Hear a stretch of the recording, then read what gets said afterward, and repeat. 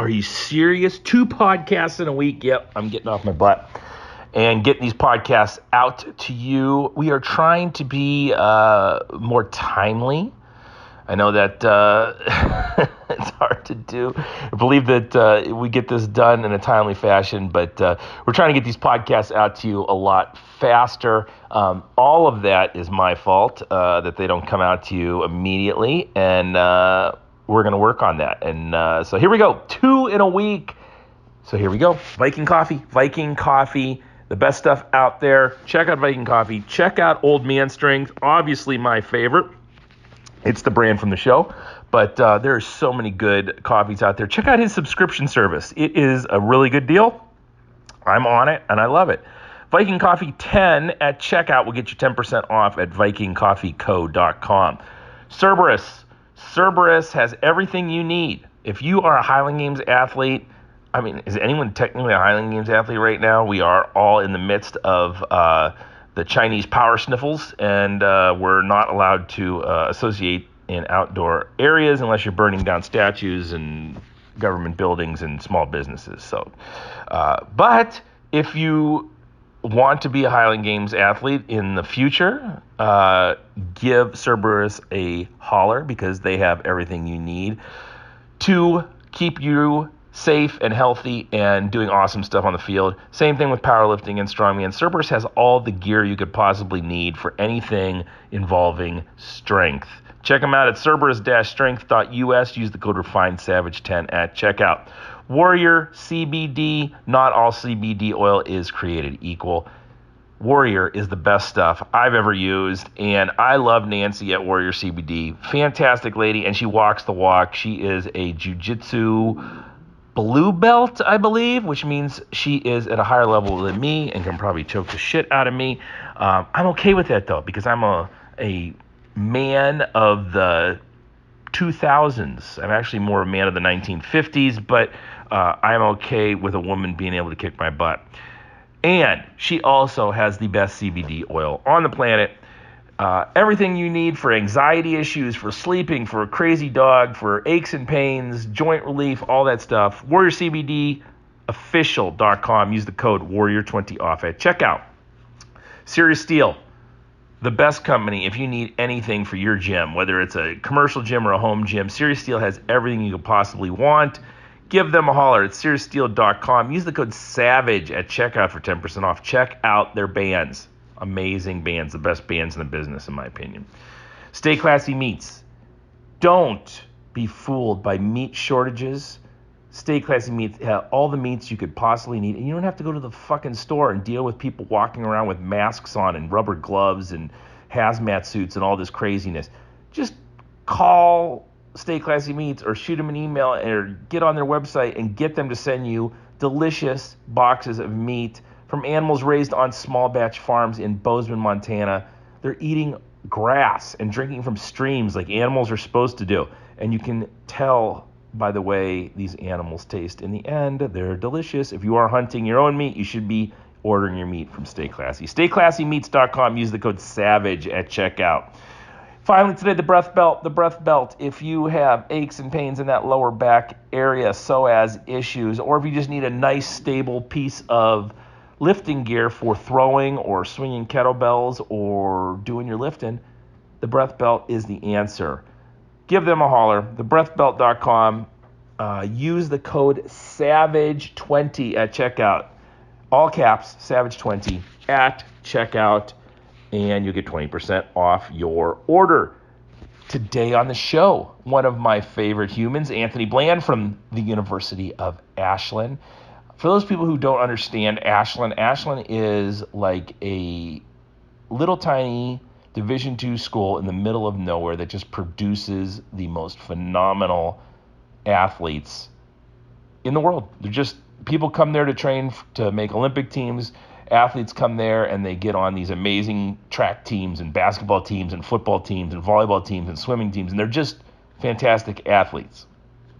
One of the geniuses behind their strength and conditioning program is Anthony Bland. We sat down today with him and my boy Zach Pape, had a little conversation, and it was great. It was a fun one. And like I said, I'm trying to get these podcasts out to you in a more timely fashion. So expect that to happen more often. So here you go. Second podcast of the week with Anthony motherfucking Bland. See you at the end. Back on the Refined Savage podcast with Anthony Bland, and sitting in is Zach Pape. What's going on, guys? How we doing? What is up? So, came up from Ashland today. Oh, yeah. You finally out of prison? You were locked down for so long? Funny thing is, I'm actually staying in Columbus most of the time with my girlfriend. So Yeah. just staying down there and then coming up to Ashland here and there and really just hanging out, kind of wait for everything to get lifted. Yeah. Super boring. Is there any indications on when that's going to be for you guys, or what they're going to do, or? You know, we are pretty much just seeing how things go and picking it up as the school figures it out. We got a weekly town hall meeting that we're a part of, so we still get to hear what their thoughts are and everything like that. So we don't have any news as far as what we're doing going forward. It's tough. I know the county you're in was pretty liberal. Ashland County basically told the governor, we're going to open up. But then I think, didn't they come in and just say, fuck you, we're closing you down anyhow? Pretty much. I mean, I think there were, like 4 confirmed cases or something like that in Ashland County? It was so low. Craig was sharing stuff on Facebook. Craig Naletti. Yeah. And I was the one that showed Mark that. I was like, look at this awesome letter that the Ashland County Commissioner sent out. And we were super excited about it. We're like, that's awesome. Oh, yeah, absolutely. And I thought it was a big win yesterday, or was it yesterday? Yeah, yesterday, yeah. When everyone, kind of sued the state over it and won. It was funny because one of our members works for a law firm, and she was sending Aaron messages the night before. I saw you guys were on the lawsuit, and I'm not sure that's a good idea. What if they decide to pull your license? What if they decide to retaliate? Motherfucker, if they decide to retaliate, I'm going to make national news. Oh, absolutely. The governor's going to retaliate and pull your business license because you disagreed with his policies. It's like, please pull my business license. I'll probably make more money than I've ever made in my life. But then the next day, I'm doing a podcast with Justin Rohde, and I noticed my phone, because it's like right in front of us like now, and it's like making, I'm seeing stuff plop up, but I'm not paying attention to it. And then I get out there and it's just like text all the way down. And Aaron's like, just open the gym. I'm like, okay, we'll open it up. So we started rolling with classes last night. Mark called me. He's like, hey, you good for 6:30? And I'm like, what are you talking about? I think I was typing something up for football, and I had no idea of the news. And he's like, yeah, gyms are open. I was like, all right, let's do it. Well, that was, I follow Joe Sullivan. I can't talk right now. Kicked ass. He kicked ass. He's done a lot. Yeah.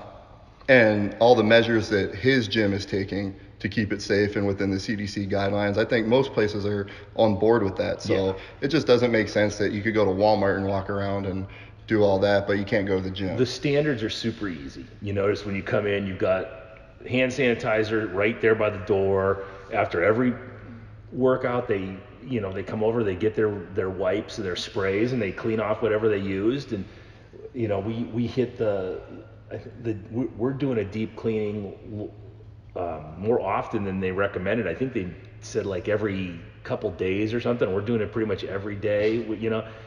It's not shit that's super hard. 6 feet of space. The Rogue rig gives you just about perfect dimensions for social distancing. So my guess is people are just going to start saying, I'm not getting sick, fuck it. I just talked to Erin this morning in her hospital. They had two deaths last night. So, of course, my first questions are, how old were they? They're both 80.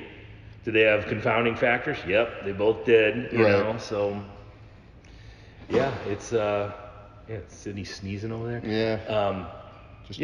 I think I'm noticing there's a little bit less masks inside the supermarket, People are getting a little lax with it, and, I think everyone's saying there's a second wave coming, but, it'll be interesting to see. Yeah. Okay, so here's my thinking on that, and I don't have any kind of background at all. So there were second waves of the Spanish flu and the H1N1 and the Kung Fu, the Hong Kong virus, which the Hong Kong virus was the last one in '68. So there were second waves of all three of those, but all three of those were H1N1s. Mm-hmm. This one is a coronavirus. The last coronavirus we had was SARS, and there was no second wave of that. Right. So hopefully there won't be a second wave. Hopefully. Yeah, I mean, I can't believe anything these people are saying. So, It makes it tough. I mean, you don't know who to believe and who to trust, and even the CDC goes back and forth here and there. So it makes it really tough for anyone to kind of understand what they need to do. Yeah, I reposted something Rogan posted last week. It had Dr. Fauci saying, you shouldn't wear masks. That's not going to help anybody, and he's explaining why it doesn't work, and now it's like everyone's got to wear a mask. Well, today it was actually interesting because I woke up and I had one of those news alerts on my phone, and it was that the CDC is now saying that the coronavirus isn't transmitted through hard surfaces, that you can't contract it through hard surfaces or touch surfaces or anything like that. So all that stuff with wearing gloves and all that just kind of nonsense. I mean, unless you're putting your hand down and licking it, I don't see. Originally, that's what they said. Originally, they said that it didn't work that way. And I have one of those brains who all automatically goes to the conspiracy, and you wonder what the fuck is going on. Right. Because you'd think they would know more than they know. They've dealt with coronaviruses before. It's just very odd. It's the inconsistency that's so frustrating. Yeah. It's like one week they say this, the next week it's completely opposite. Yeah. Right. But trust them. You're supposed to trust them constantly. It's like we all work in the strength and conditioning professional. It's like one week we're doing one type of programming, and then the next week we just switch it up. We're like, no, guys, this is what we're doing. And swear by it each time you switch. Each time we switch, just swear by it. Yeah. I mean, I will say I kind of understand to a point where they're coming from because they're learning about it as we're going through it. So that's the only thing that I will say. But when they have definitive things that they say constantly and they're just, so different, that's where I'm like, all right, what the fuck? Yeah, I'm glad. I'm glad that things are opening up, and I feel bad for you guys who work with schools that you'd think that these populations would be, if they can open up a Walmart, if they can open up gyms, if they can open a hair salon, why can't they do the same thing for schools? Right. I mean, I think they're more worried about the, like kids coming back to campus, carrying it as soon as they get on campus, getting after it. Right. And then going home to their parents and their grandparents and passing it on to them. Yeah. So, I mean, that unfortunately, that's kind of the reality of it. But, a funny thing was I was in the store the other day, and this kid was wearing an OSU shirt, and he's freaking out because Oregon is shut down. Like, shut down. They said there's not going to be a football season or something like that, and he's just freaking out because Ohio State's playing Oregon. Yeah. And I was like, dude, come on. Yeah. Like, you're upset. The kids that are playing are upset. Right. Like, you being a fan isn't that big of a deal compared to the kids that are actually playing. I was talking to Justin Rhodey yesterday, and he was bringing up some really good points about how this is going to screw up a lot of scholarships for, if you're a senior or a junior in high school right now, it could really screw you because now they're going to have to keep paying these kids because they're giving them an extra year. Mm-hmm. I mean, you're a junior in high school, and that's when a lot of sports are starting to recruit you. And you look at baseball players, you don't have your junior year. Right. And so you're going into your senior year hoping to play and hoping some colleges find you. Well, we talked to, I talked to Hayden about that, about the local kid from Avon Lake, the Wirtz kid, and how he signed, he's a discus thrower, and he signed a year early with Cal Berkeley. And man, what a genius that kid looks like now. Yeah. And you take that gamble, you never know. You could also twist your ankle or throw shitty or, whatever, but, take that money when you can, I guess. Absolutely. I mean, that's what it's all about. Yeah, it's, and the thing about it is, the kids going home and giving it to their parents, or there's a sad tragedy. That this is the average age this is killing people is like 80. Mm-hmm. And there's a sad tragedy that people don't seem to want to face, that when you get to be 80, a whole lot of fucking things can kill you. Right. Real fast, we had a member here who lost his mother, and she was in her mid to late 70s, and she had some health issues, and grew up in a house full of smokers, and it's just, a lot of shit can kill you. But I think that's even more important with the jobs we do is to preach health. Right. Preach being strong and being able, not just for your sport, but for the rest of your life. I posted that picture of Bruno Sammartino the other day at like 78 years old and just jacked at the pool. He wouldn't have given a fuck about COVID. Oh, no. There's nothing. No disease was killing Bruno Sammartino. Yeah. But what kind of training are you doing? Are you down there? I mean, what are you able to get in?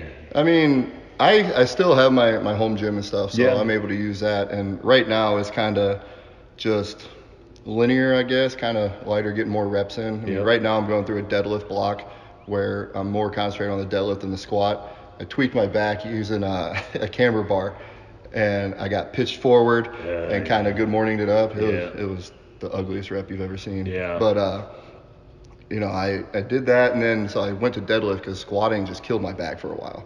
So I don't put a bar on my back unless it's like my secondary exercise. So, right. Really just kind of just bars, bands, stuff like that. And just keeping it simple right now. I mean, when everything opens back up and I'm able to get into, because Lily trains at Elite once Dave gets the okay for us to go back there. Right. Then I'll probably go back to more of a conjugate style of training. Right. Because you were on the road to 500, right? Yeah. So last year, I know I missed talking with you when you were down in Ashland that one time. I tore my right meniscus is torn just enough to where it catches and it hurts when I squat. So I took some time off of squatting, and I hit a 450 bench in a competition in 2016, and I had been kind of flirting with like 475-ish, and I was like, fuck it. Let's see if we can get to 500 from October to December. Yeah. And so it comes down to the day I'm supposed to do 500. I unrack 455. I was going 455 to 500. And as soon as it came off my chest, my pec tore. Yeah. And so, I held off on surgery because like it wasn't a complete tear. And I still had function of the arm. But when we got into training football early in the summer last year, I was benching and had a shoulder saver on and everything, and just had a slight tweak and had more bruising. So I went to the doctor, and he's like, there's a very little part of your tendon still left. So had to go in, get surgery. Got surgery middle of August, and I got cleared around November to start easing back into stuff, and started taking weights to my chest again in January, and I'm finally back up to 315. Listen, that's a scary proposal. Start taking those weights back down to your chest. Oh yeah, I mean, I got so used to the shoulder saver too. I mean, that extra like 2.5, 3 inches. That's like the block that goes on the bar. Yeah, right? It's probably like 8 inches wide. Yeah. And it's soft enough so if you accidentally crash it into your chest, It doesn't kill you, unlike a board or something like that. Yeah. But so, man, getting back to 315 was a fucking struggle. Yeah. I mean, more mental than physical. Every time I handle a weight, it's just super easy. But, it's just trusting the pack. Well, I tore my bicep twice doing Atlas stones. And to this day, that first couple sets of when I'm doing a stone to shoulder, I'm just wary, Right.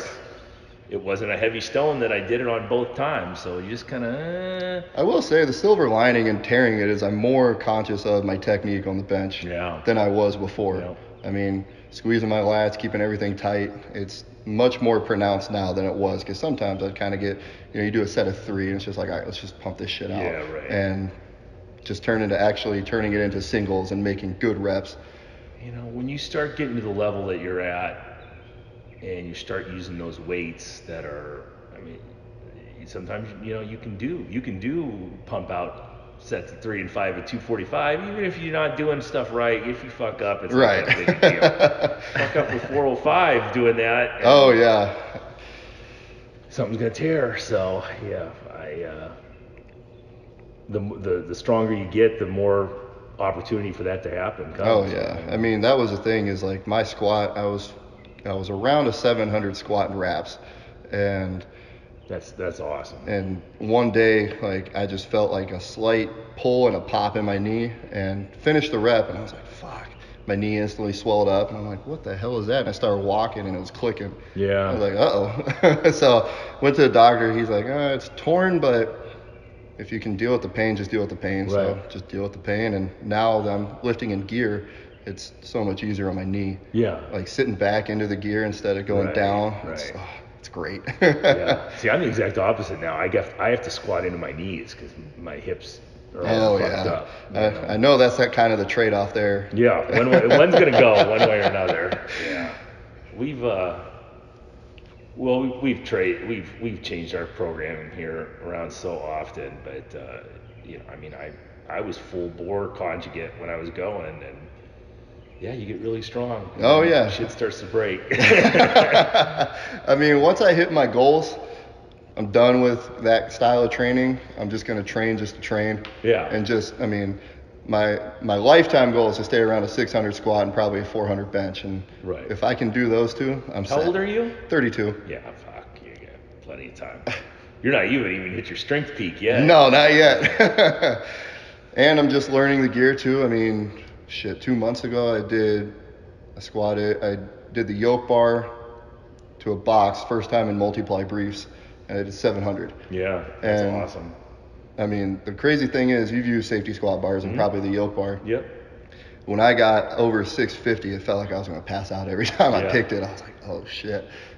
That's why it's super difficult, and I always talk about this with, depending on what your goals are. If you go into a gym and you tell the coach that you want to deadlift 600, and that coach has never deadlifted 600 or anything close to that, yeah, he might be able to help your technique, but he doesn't understand the stress and strain. Oh yeah. And, almost blacking out, and because it's a whole different feel. Right. And kind of going back here, I worked for Matt Rhodes down in Moorhead, and I was a very average power lifter when I got there. I was still squatting around 600 pounds, but my bench was 365, deadlifting probably 600 pounds, like nothing impressive for a 275er. And he had squatted a grand. He benched not built to squat a grand either. Right, he's 6'4". Yeah. And I mean, if you see his calves are like this. They're like the size of my monster can. Yeah, right. But everything that he told me, he kind of taught me a lot, and everything he was tweaking with my technique it helped me build into my PR total. I hit my best total working for him, and I only worked for him for 2 years. Yeah. So I don't know if it really wasn't really the programming. It was more of having the confidence, because the guy helping me write my program there with me had done the same shit before. Right. And knows all the bumps and bruises and all the aches and pains and what's going to happen. Is he still down there at Oh yeah. Is he? He loves it down there. Yeah. I mean, he gets full reign on whatever he wants to do, and he's got hiccups here and there, but he loves it down there. I'd love to get him on the show at some point. Oh, you got Wendler on here, didn't you? I got Wendler on, yeah. I don't think it'll be hard to get Rhodes. Wendler was funny because we had met at the Swiss conference and talked for a while. I don't even think we talked about weightlifting. We talked about like Netflix and shit like that. And he understandably so has his wife filtering out the hordes of people that I'm sure try to contact him, and she is very good, and she's very sweet and very very, very patient. But man, what a full-time job she must have keeping the weirdos away from him. And when we sat down to talk, it ended up becoming a really good podcast, because I think we're of like mind in a lot of areas, but I get it. I get why, and it would be nice to get to a point where you could just hermit up and, Right. I mean, he writes a couple articles for his website here and there, and they design t-shirts and shit, and he just keeps up with his book. Yeah. And then he's good to go. I know for a while there, I don't even know if they fully canceled it, but they were still thinking about doing that Wendler Strength Fest. Really? That one, I don't know if they ever eventually canceled it or not, but they were advertising it well into the quarantine. So. That doesn't surprise me. Yeah. I mean, I met Jim. We went to the Elite seminar in 2017, and Wendler, everybody has this idea of Wendler in their head, like he's a hard ass. And one of the nicest guys I've ever met. Very cool. Yeah. Very, very cool. And I enjoyed our conversation. Oh, yeah.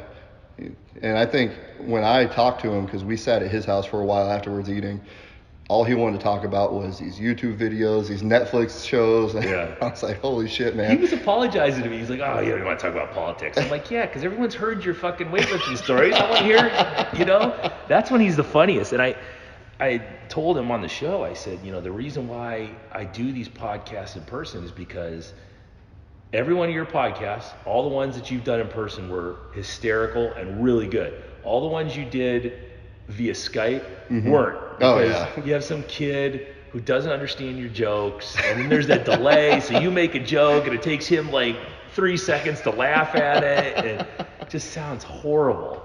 And that's why I refuse to do online interviews with anybody. It's just like, just sit down and bullshit. Oh, yeah. Whatever happens, happens. Plus, it's a huge fucking headache. I mean, Rhodes, Vinny, and Wendler did one for Elite. I heard that one, yeah. And it was bad. Yeah. Kept cutting out and everything. Yeah. It was just bad. And they're having to ask the poor kid, the IT kid, because none of them sure that them have any idea, like I wouldn't either, how to work any of the equipment or anything. Yeah, I can't stand listening to podcasts that are on Skype. Yeah. Even when Joe Rogan does it with some of his guests. I can't take this. Yeah, I wouldn't. He just did one with Patton Oswalt, and I was super psyched that Patton Oswalt was on, but I won't listen. Right. To it. I started listening to that one. I was like, no, I can't do this. Yeah. It's too weird. It's being on the telephone. It's like being on the telephone with somebody, and that's the worst thing in the world. And nobody's been on the telephone for like fucking 10 years, so it's really awkward. It's true, yeah. It's so weird when my phone rings, and I'm like, who the fuck is calling? That scene in New Girl when he gets somebody calls Schmidt, and Schmidt looks, he goes, what does that sound like? He had no idea. No one's called me in 3 years. Yeah, so you just been hiding out down there. We talked to Malcolm? Yeah, we kind of chat here and there, just checking in, see how everybody's doing. We have a weekly meeting that we get on. It's me, him, Jeremy, the head athletic trainer, and then the other athletic trainers, and Chris Beck, the equipment guy. So what the fuck do you guys talk about? Do you have just kind of the updates of what's going on and seeing how everyone's doing, checking in, make sure everyone's good. You know anything? No. Do you know anything? No. Pretty much. We're good. It's pretty much just Jeremy talking for 10, 15 minutes. Are you guys allowed to have any contact with the athletes right now? We're not supposed to. So, I mean, are you allowed to any contact? Do you send out workouts or? No, I mean, since we're furloughed too, we can't, there's a whole list of things we can't do. We can't do anything work related right now. So it makes it a little tough. Yeah, that's a really big challenge. Yeah, it is. I mean, it just makes our job a little tougher when we come back because, I mean, there's someone that I follow on Twitter that is a strength coach in Germany, and he had these guys come back and he put them through, these professional athletes, put them through a mobility circuit and had a couple guys close to passing out, a couple guys puking. So, I mean, unless you got someone that's at home doing stuff, right? I mean, you're better off just starting off slow and working your way into it. I'm keeping a close eye on people and just watch, because some of them have come back and they look great. Mm-hmm. Some of them do not. Oh, yeah. Yeah, I mean, my plan with my kids coming back, and it's going to depend on what season they're in, is kind of just ease them through mobility for a couple weeks, body weight for a couple weeks, and then dumbbells and ease them back into the barbell. That way I don't have any issues. Yeah. Because the last thing I need is a kid coming in and just getting fucked up. Yeah, we've got some barbell exercises. Our first day of barbell exercises tomorrow, and I am going to stress that I want them super light, nice and easy. You're not going to squat very much because you're going to look like shit. You're going to feel like shit. And you're going to be all upset because you're nowhere near your PR. But eventually we have to stick our toe in the water and see what happens. But yeah, it's it was this whole thing. We got to a point where enough was enough. You know, they were opening everybody else. Mm-hmm. They weren't opening us. They weren't talking about us. They weren't saying anything. They weren't even acknowledging us. So finally, and I was getting more and more and more pissed off. And finally, I told my wife, I said, I just want to open. And, you know, she was like, well, then open. And, you know, she's got a government job. I don't want to fuck her over. Right. And everything we've done, of course, you know, we haven't been angels during the quarantine, but she would have no fucking clue that we weren't being angels because I'm not going to tell her because I wanted to have plausible deniability. Right. And as soon as she said that, I was like, all right, I came up with a plan. I texted these guys and I said, this is when we're open and this is when this class is happening. This is when this class is happening. June 1st, we're open full bore. July 1st, we start taking new members. And I don't know, what was it? Maybe 3 days later, they said May 26th we could open. Yeah. But it was like such a weight lifted off my shoulder. Oh, yeah, absolutely. I'm opening. So weren't they lumping you guys in with like the 24-hour fitness and stuff like that where there's no, that's insane. Yeah. There's nobody watching. I mean, I instruct everything that goes on in here, from the technique to go wipe your bars down. Right. And if you let people alone, they won't do that shit. They will just come in and take a piss right on your floor. Oh yeah. There's no rhyme or reason to it. So I mean, yeah, I get it. I get why you don't want some gyms to open, but you know, to say that someone who's been doing this for as long as we have can't keep members as safe as possible, or can't keep them safer than a 16-year-old kid working at McDonald's. Right. That's a big insult. So. Oh yeah. I mean, I saw something on ESPN today. OSU is doing optional football workouts starting June 15th, I believe. And so they're doing like 6 kids at a time. Yeah. And their weight room is huge. Right. So it's like, geez, I don't know if it was 6, but it was a very low number. Yeah. 6 kids at a time, and they just kind of cycle them through. And I was like, man, that sucks. You got all that space. Well, yeah, because all our restrictions were you have to maintain enough space for social distancing. They didn't even say 6 feet of social distancing. Mm-hmm. They just said social distancing. So I think that 6-foot rule is so fucking arbitrary anyhow, you know? Right. I mean, we're farther than 6 feet away. If I spit, I'm going to hit Pape, there's no... Well, I think there's going to be some businesses that fuck it up, like the 2 bars down in Columbus. Yeah. In Cleveland, too. Really, in Cleveland? Oh, yeah. Oh, I just heard about the ones in Columbus. What? I didn't hear about it. I just heard about the ones in Cleveland. They said they opened up their patios. Right. And they said that their patios seated this many people and that it was fine, but there were pictures from that night that people were posting on social media, and they were just packed. They did the same thing in Cleveland. It was just body to body. Oh my God. And there's something about that I get. You're supposed to be, but I get it. I get it. This is just people saying, fuck it. Right. Let's just do this. Everybody's been informed. If those dumbasses want to go to the bar and be shoulder to shoulder with each other, then, let them. And you got to realize that, the 3 of us could have it right now and not even know it. Mm-hmm. And we could walk out of here right now and get it. Or, one of these FedEx trucks can come flying around the corner and take us out. Oh, yeah. It's just, it is what it is. You just take your chances with everything, I think we've set a dangerous precedent where the government can decide which dangers are acceptable and which dangers aren't. Mm-hmm. Because they still let everyone fucking smoke. Right. There's no making that illegal. That kills way more people than this virus will ever kill. And it's killing people who have the virus. That's one of the major concerns. And they're letting them eat at McDonald's, but obesity kills way more people than that. It's very dangerous to give up those. I did an interview with a girl last night. I was telling Zach I don't think she caught half the shit I was saying. I was throwing out James Madison quotes and everything, and she wasn't getting any of it. But I get heated when it comes to that stuff because, as soon as we got scared, it was just like, here, take all these freedoms quickly. Right. Are they still? Did you hear that? I know you've heard this, Mark, but YouTube and other websites like YouTube were taking down videos if you were like a strength coach and you were saying like, oh, you need to be active so you stay healthy, because it wasn't exactly the guidelines at the World Health Organization. Right. But really? Yeah. So like you couldn't say that, that if you work out, then you're less likely to get COVID, because that's not true. Right. According to the World Health Organization. So they're essentially silencing a bunch of people. Well, they were so complicit with China. I would never. I'm glad. People get pissed off at Great. Trump. Let it all out, Mark. People get so pissed hear off at Trump, but when he does shit like that, where he says, "Oh, you're gonna give us faulty information, you're gonna side with China," I just won't give you any money. That kind of shit. If he would just do that and not talk about it, it would be perfect. Right, but he talks about it. But he talks about it, ruins it. He just ruins it. Yeah, and that podcast Rogan did with Dr. Rhonda Patrick was.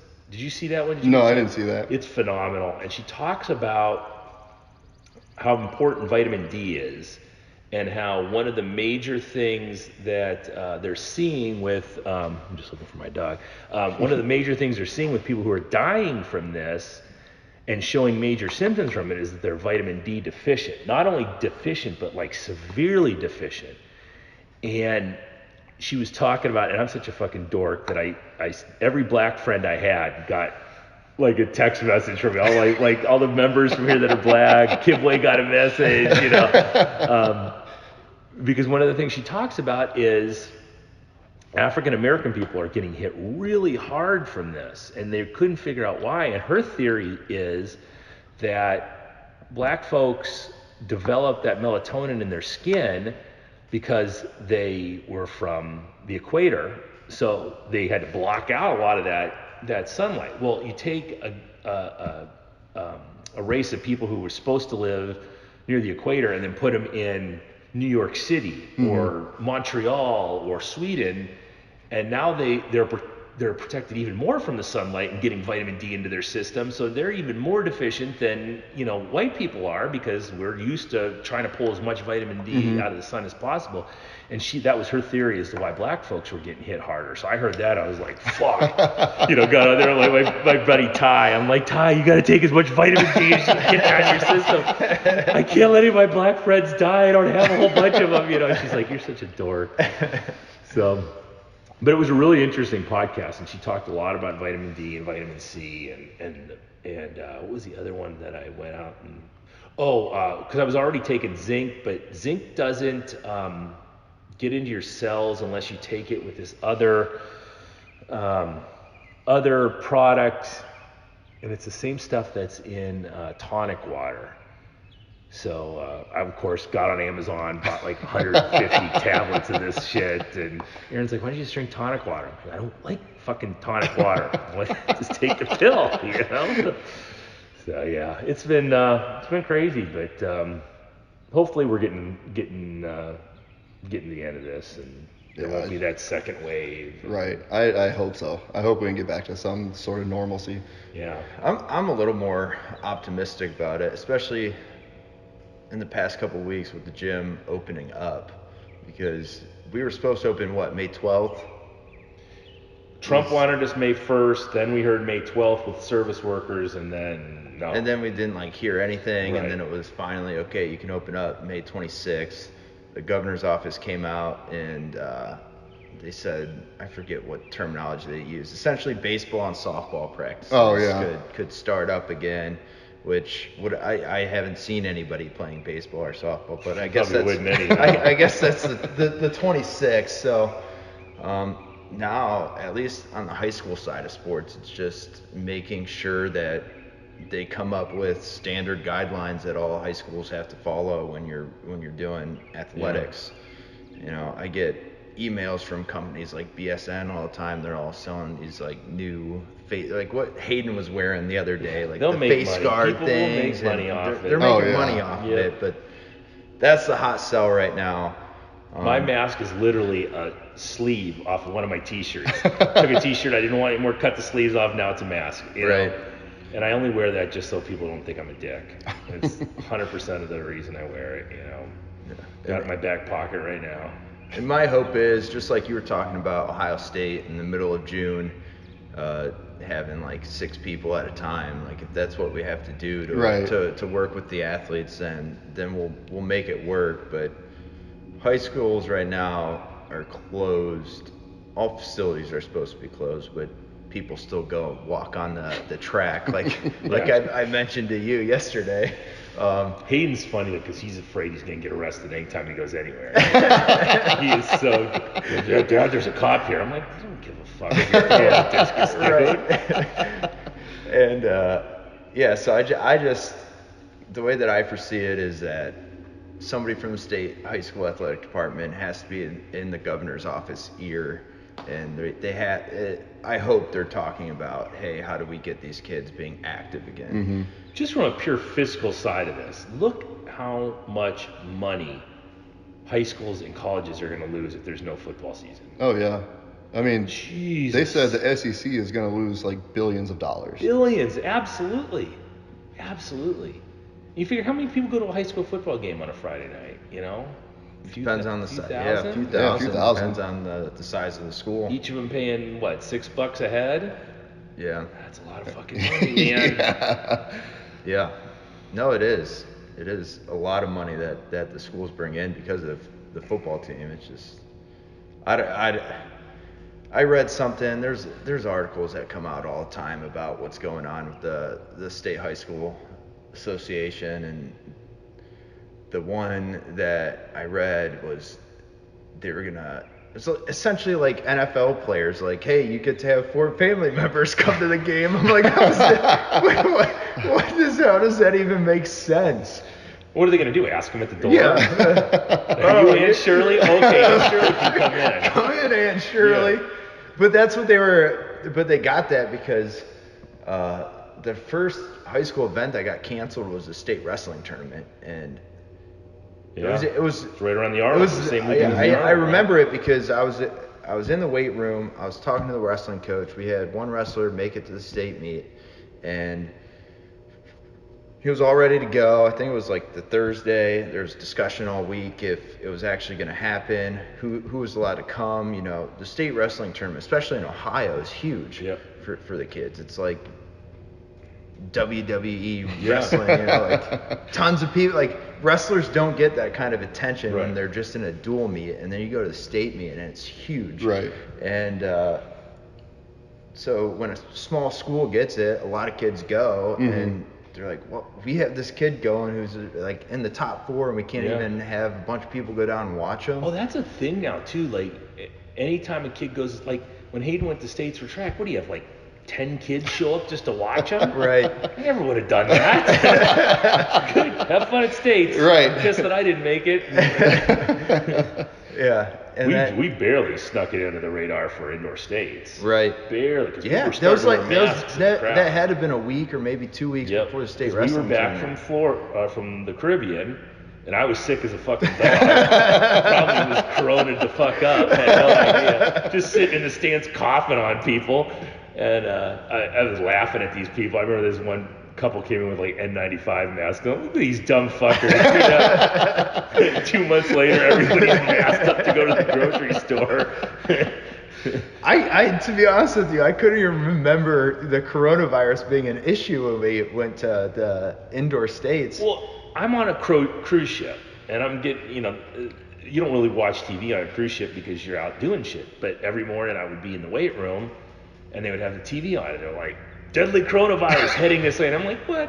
Fuck you. I've lived through all these Ebola and swine flu. It's like, whatever. And then, but this one, for some reason, got a hold of people, you know? Oh, yeah. Do you guys remember? You're probably too young to really remember. Do you remember H1N1? Oh, yeah. Yeah. I mean, and that killed a lot of fucking people. Mm-hmm. And it was it was really super contagious. And, I remember H1N1 being a meme to kids my age. Dude, coronavirus is still a meme. Yeah, right. Oh, yeah. And I was talking to Rhodey yesterday about the Hong Kong flu in '68. They didn't lock anything down. Then they had motherfucking Woodstock. Hong Kong flu raging, killing 100,000 people in the United States, 1 million worldwide. Time for Woodstock. Let's all just get naked and hang out in the field all weekend, you know? No one said shit to them. Crazy times, but, that was one thing when people keep saying, we're in unprecedented territory. Fuck, we are. No, that's just what the news tells everybody. Right. Yeah. Unprecedented territory is locking down everyone for this, That hasn't happened since, the Spanish flu, and I don't even know if I don't think they locked down then. I don't think so either. I don't think it was like this. No, I mean that was right after World War I, wasn't it? Those savages were going to work. They're like, I can't go to work because there's a flu. You know, they were going building battleships and everything else. You know, they had work to do. Yeah, I don't know. Hopefully this will be done soon, and I'm just glad to see people. Hey, you walked in today, stuck your hand out, and you know, I mean, I had that new lady came in today and stuck her hand out. I'm like, great, because that was one of the things that bugged me, was that Fauci saying that we may never go back to I hate that shaking hands again. Are you ready to overestimate your position? I mean, is this really where you want to go? You're gonna just go nuts like that? Right. I mean, I guess right now in the beginning of it, I understood. Sure. But as we start to get out of it, I mean, it's just like you know, you keep saying the flu, like it's just like the flu. We're gonna get a shot for this, or we probably have to get it yearly, and it's fine. Or you know, the common cold's a coronavirus. Right. You just get it, and guess what? If you get the flu or a really bad cold and it turns into pneumonia and you're 80 years old, you fucking might die. Yeah. It's a sad truth. I feel like I'm dropping a lot of F-bombs. I feel like John Wellborn today. Just dropping. You listen to John Wellborn? Every other word that comes out of John Wellborn's mouth is the F word. I'm going to have to curtail that. That's me on most days. Yeah. But I use the new normal very sarcastically now. The new normal is essentially doing everything we're supposed to be doing before, but actually doing it. Don't be a disgusting slob. Yep. And I've made the point that I'm guilty of this before. When I get sick, I'm like, oh, I'm not sick. Yeah. Right. I'm not sick. Well, you were sick before. I was sick right before Mark, like, deathly sick. I Yeah. had never had a worse cough before in my life. Yeah, you were down for a long time. I was still coming in here, coaching classes for Mark. I was going to the high school. I'm like, yeah, I just got a little chills, just sweating it out, He would guys. be literally in my office, in my desk chair, just covered Don't in his, worry about in his me. winter coat, shivering. Oh, man. I didn't go in my office for a week before I went on my cruise because I didn't want to get sick. Everybody's like, I think you have the flu. I'm like, no, I'm not going to the doctor. I'm not getting tested, so I don't have it. I do not have You were it. probably just laced with COVID. Yeah, but that's something I learned from all this. You know, if I'm feeling a little sick, I'm gonna take a couple days off, not go out. Well, in the grand scheme of things, it's a couple days. Just, stay home. And that was the other thing, is I get these people that'll say, oh, it's just allergies. It's friggin' February. You don't have allergies. There's nothing growing right now. You know, what are you allergic to? But people will tell you all the time, oh, it's just allergies. Okay, whatever. In the middle of February. Yeah. Yeah, I don't know. So is your girl, what's your girl doing? Because she was like really training hard too, wasn't she?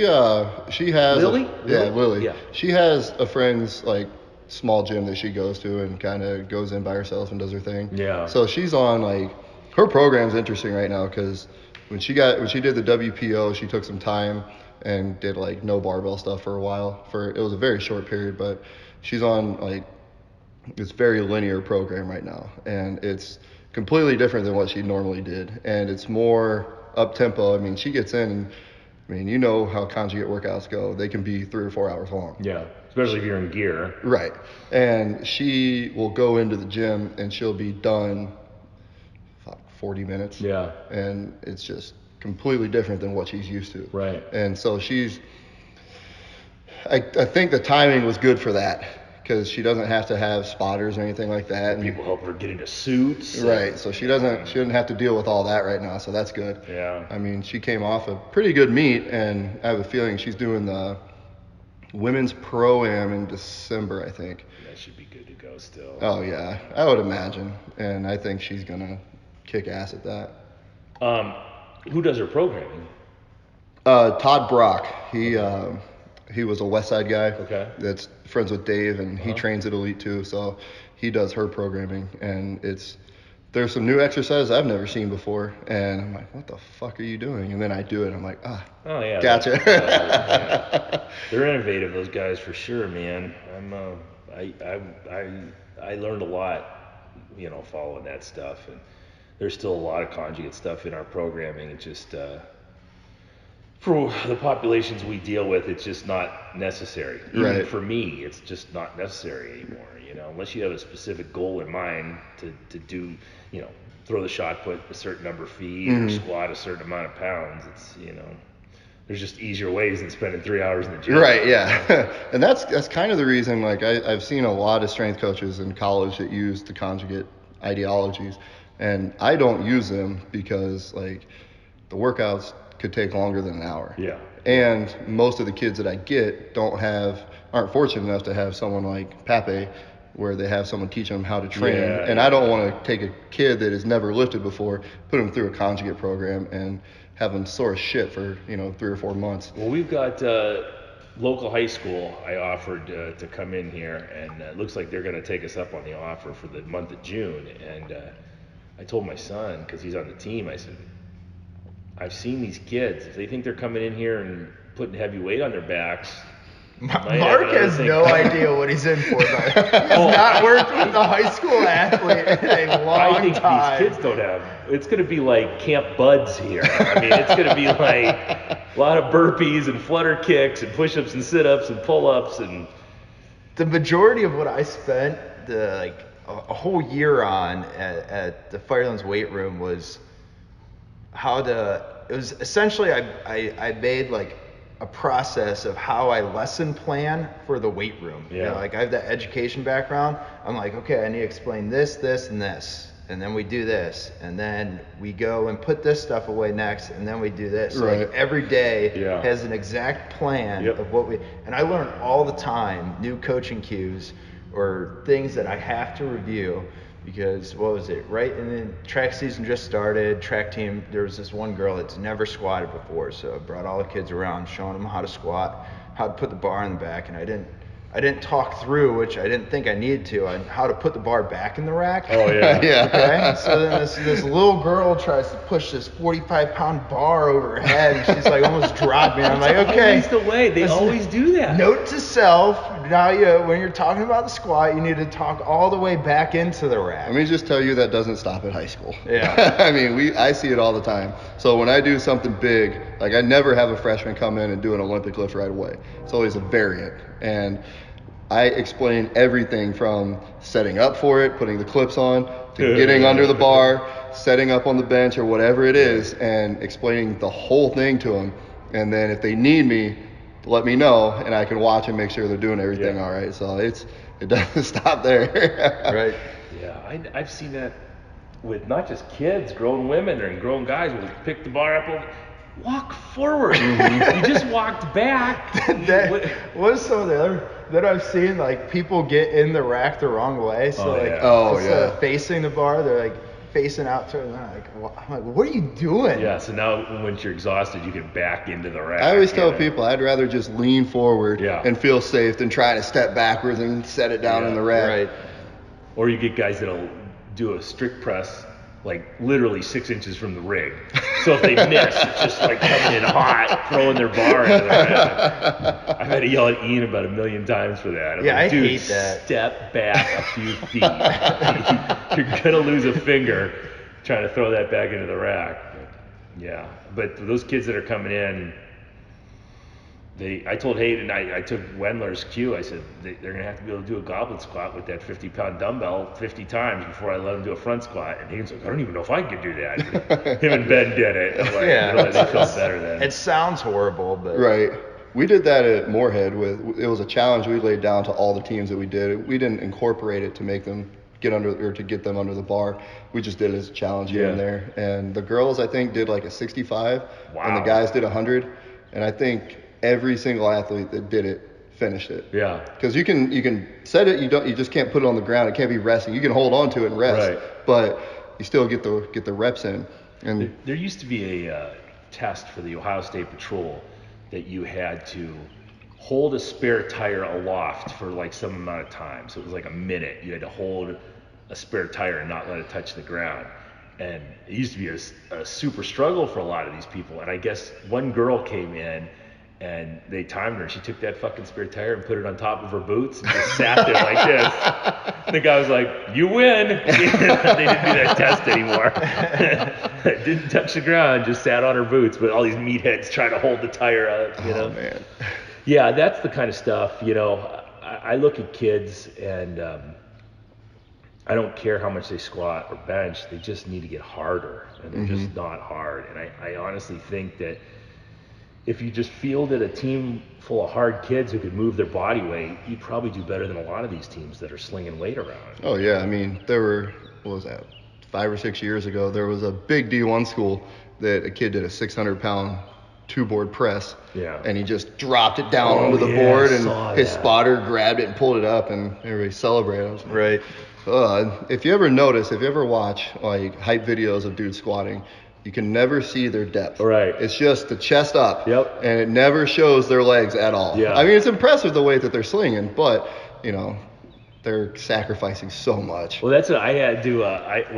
Because I've really worked on getting my squat depth back, but for a long time I would never post like a side view of my squat. I didn't want to hear from the front. Pepe, get this from the front. Right. I didn't want to hear anybody say, "Oh, well, you didn't hit depth. Fuck you." Whatever. You know. But now like that I'm actually hitting depth. I'm like setting it up on the side. And, Oh yeah, got to make it look good, man. Yeah. I've had so many high school kids mad at me because they would get into arguments with me. "Coach, come on, let me try one more set when we're doing max outs in the weight room." I'm like, "No, your form looked like shit. I'm not letting you go up." That's why you work so well with Ray. They're like, "Oh, I can get 215. Come on. 210 was easy." I was like, "No, you looked like a freaking giraffe on ice skates trying to press through 215, man. Just like call the day when we come back in like 4 months. It's gonna be better. You'll get the 215 then."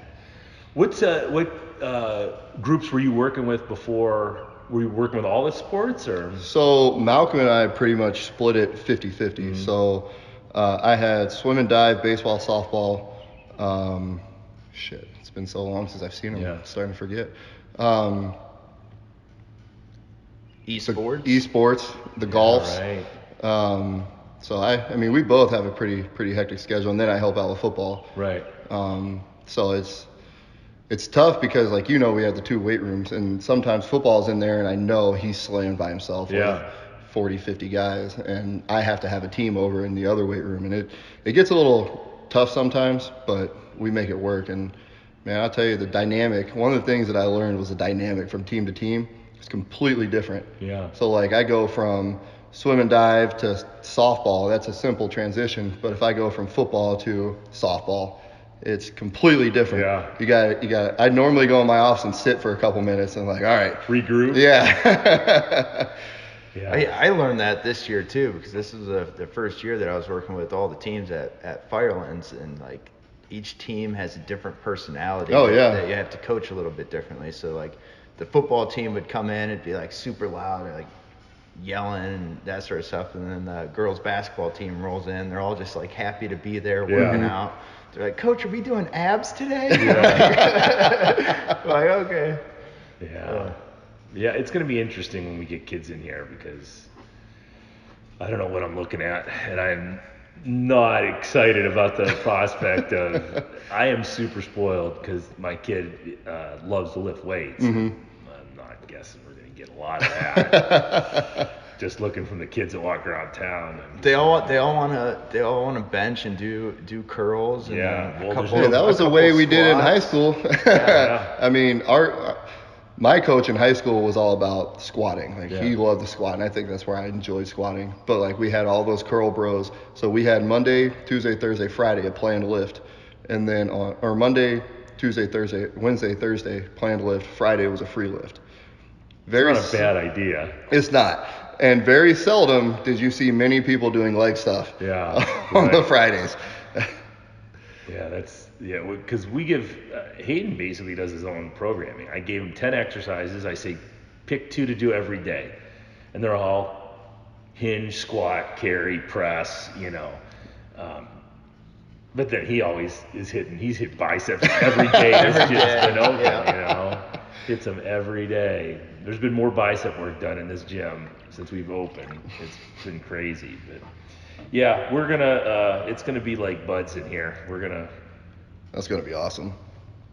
Yeah, I'm psyched for it. I might have to come up and watch that. I hope that we can get some of these schools in, because I had a fun month of June planned with the football team at Firelands. I talked with Isaac. I don't know if I've ever talked about this on a podcast before, but I was like, Isaac, how did the military choose leaders? Or he's like, he gave me this system where like every day in the month of June was going to be some sort of like group workout. What that would be, like, I have no idea. Yeah. But each day you would rotate the kids through, and people that you think should be leaders, just like label them. All right, the leader today of this group is so and so. The co-leader is this. And then at the end, he said, you gotta do a really tough workout the last day of June. And so all the kids' minds are in like this primitive state. And he's like, and then you ask them to list like 6 kids, and the top 6 that they pick, you bring them in and you do interviews with them, and you ask them questions like, why are you so arrogant? Right. And they'll be like, just mind fuck them. Like, I don't know. Like Isaac said, he got that question, and he's like, oh, I don't think I'm arrogant. I think I'm really confident in the skill set that I have. And then from those 6, you can pick, I think we have 4 captains. Then you pick your 4 captains.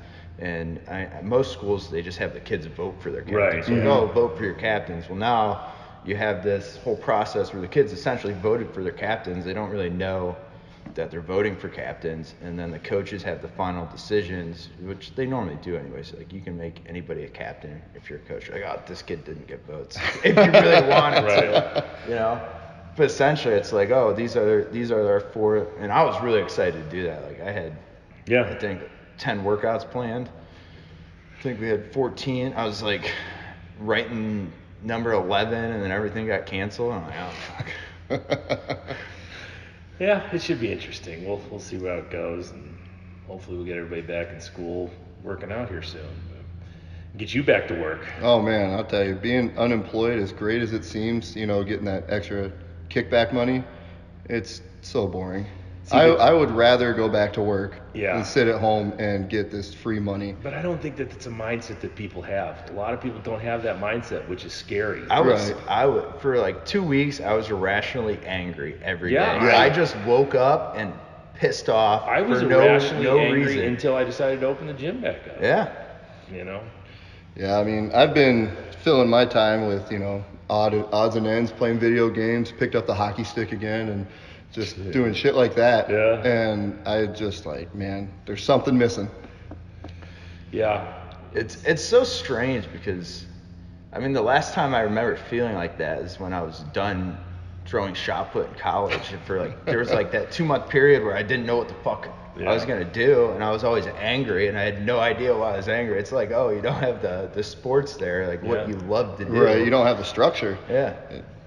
Yeah, and I need to be I need to run my own business. That's, Aaron talks about retiring someday, and I don't see me ever retiring. I'll still be working with somebody. It's just, I can't sit at home. I'm still getting up at 5 in the morning, even though I don't have to be here. I went from 4:30 to 5 because I don't have anything to do. But, just stupid, but. Yeah, I was actually nervous this morning when I had to coach to 6 a.m. I was like, I don't think I've woken up at 4:30 this whole time. I was just like, I hope I get up and my alarm goes off. This is how stupid I am. She has to set my sleep alarm that goes off a certain amount of days at a certain amount of times, on your iPhone. Yeah. I don't know if I can do that. I could probably figure it out, but I wouldn't trust myself, so I have to like have her double check it and make sure I did it right. See, I'm the asshole that has to set like 7 alarms. Yeah. I mean, I don't know if my roommates can hear me, but I know that shit's loud. Yeah, I try to get up before the alarm, and that's a win. I set a bunch of alarms too. Yeah. Ever since what was it, like 3 years ago? One day you missed a 6 a.m. Where I overslept a 6 a.m. class. Like, now every time I'm just like, no, I'm setting this alarm like at 4, even if I plan to wake up at 4:30. Yep. So I get it's almost time to wake up. Yeah. Okay, get your ass out of bed. get moving type Erin thing. sets, or I don't know if she sets, but or she just keeps hitting the snooze alarm. Like, you'll hear it, I'll be downstairs reading, and I'll hear it, the jingling chimes, and then it goes off, and then the jingling chimes again, it goes off, and it's like 6 or 7 times, and then she comes, she's not a morning person. She comes downstairs all grumpy. And I wish they didn't have the snooze button, so it forced me Especially on the phone. Right. I feel like if you set that many alarms, you don't need a snooze button. Right. It's true. Yeah. Well, yeah, that's that new normal, that discipline that that people. I hope people go back to their normal. Mm-hmm. I think people struggle with discipline as it is, and then you gave them this 3 month of doing nothing. Right. And getting money for it. And I honestly feel that that's a large majority of these people who are bitching about people going back already, Right. And it's like, you see them on Instagram and someone will be like, you no concern for so-and-so, you're going to kill people. And then you always go to their Instagram page and it's some like 23-year-old kid. Communist. Yeah, never done anything. He just wants to sit at home. He doesn't have a mortgage payment, I'm talking, though, that on the next gym we open is going to be autonomous. It's going to be on my own property, and you're never going to be able to tell me to shut down. Right. I'm not gonna incorporate. I'm not gonna do anything. Come to my gym, I'll train you. Like the old Ludus days, except much nicer. They never would have shut down the Ludus. No. If you train in the Ludus, you're pretty much just immune to any kind of Yeah, that diseases. place was Mark's garage that we used to trade in was just. It was literally the size of those Atlas stones, like the sect. That was about how big it was. Every a little bit bigger. Every time you racked a weight, you just prayed that the structure didn't collapse down on you. Yeah, that when they tore that thing down and the guy came to tear it down, and he's looking at it, he jumps up and does a pull up on the rafter, looking at the rafters. I'm like, oh God!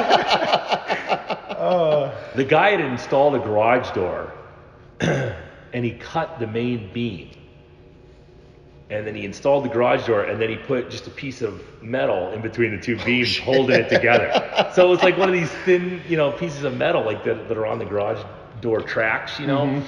That's how he used it to support the whole fucking ceiling. Oh my gosh. Yeah, it was crazy. It was a small ass gym too. We had 2 power racks in there. Yeah. 2 power Reverse racks. hyper. A reverse hyper. The 45-degree back extension. Glute ham, lat pull leg down. curl, and man. it was packed in there. Just packed. It was like Tetris, trying to figure out where everything went. The ceiling leaked. Yeah. So what are you gonna do when this gets back to normal? Is the plan to try for 500 again? I'm actually planning on doing a geared meet in either December or January. I don't want to do one real close to Lily's competition. Yeah. But I want to compete sometime when football season is over. And I mean, the plan is just see where the squat's at. Yeah. Bench, just kind of take what I can get with that. And deadlift, I really don't fucking care. I mean, I deadlift because I have to. Yeah, but I mean, it used to be I used to bench because I had to. Yeah. And then when I finally got decent at it, I was like, oh, this is pretty cool. Right. And then my shoulders and triceps got bigger, and I was like, oh, fuck yeah. Filling out these t-shirts, nice. What's going on for the, has there been any talk about the conference in December? Not yet. Because last year, we didn't start talking about that till like July. Oh, okay. June, July, somewhere when we got back from the time off. And I'm sure if everything goes like it should right now with everything opening back up, I have a feeling we're going to do it because, I mean, this year we had more people here this year. It was awesome. Yeah, man, your talk was great. I Thanks. mean, hearing everybody talk, it was awesome. And, I don't know who he plans on getting this year, but I told him to get Evan Marcus from the Browns. Oh, Just had yeah. him on a podcast. He's awesome. Really good. With my speech, I started off talking about strength training with the strongman stuff, and then I started looking at all these young strength coaches, and I'm like, I just kind of pivoted and just started talking about what I thought they needed to be successful. And I think you did a good job because, like, a lot of them, you're right, most of them are young. Yeah. Or we had a lot of students there, too. Yeah. And all they know is what they've done. They don't know how to program to actually get someone from never lifting before to being proficient at it. So I thought that was the best part of it. Well, thanks. Yeah, Zach was very worried. He was very worried. No, I was just gonna make the joke again that I thought the best part of it was you acting like you've never seen any of the PowerPoint slides. You showed me some of them, but I really wasn't paying attention to them. Every time I hit the button, Mark's like, "Huh? I didn't even know that was on there." I'm like, "What the hell are you doing?" It was Pat Alex that showed you, and I just kind of like play on my phone and look at him. And it was literally in the office one day. I was like, "All right, this is like," he gave me, I forget, it was like a note page of everything you want to talk about. He's like, "Put this on PowerPoint for me so we have something." So I did it. I think we talked about half the shit that was on there. So I did it, and then I was like, "All right." I showed him through it, and he's like, "Yeah, that looks perfect." And then it was like the night before. Mark was leaving the gym. I was like, "Hey, you want to go over this again real quick before you present tomorrow, buddy?" He's like, "No, I'm good. And then we get up there, and the first slide, he's like, "Huh? I didn't even know that was on there." I'm like, "Yo." Hey, I've done 200 podcasts. I talk shit for a living. I wasn't too worried about the talking part. I was just more amazed by the technology. Yeah. What was the other joke about the conference? I busted Andrew Derniad's balls because he talked for 3 hours. No, I don't have 101 slides or something. You said something, it was during mine and Fat Alex's podcast, you said something like, "Oh, I missed so-and-so's presentation." And we're like, "Yeah, we know, we heard you in the hallway." That was presentation. I was talking to you, I think. Oh, yeah. He was out there talking to you, and you're being like all quiet, and Mark's just like, I'm like, "Oh my gosh." Yeah. Yeah, I was talking to you, and there's a couple other people out there too. Ryan Fanley came out and pretended like he was gonna punch me, and I'm like, "What the fuck?" So yeah. Man, he should give me a MacBook because I saved his from breaking like 3 times in Really? the last 2 years. Yeah, I mean the first time we did it, that podium isn't made to hold a computer. And he put his computer like on this edge because he has to have his Mac there. Yeah. He doesn't want to convert to a PowerPoint.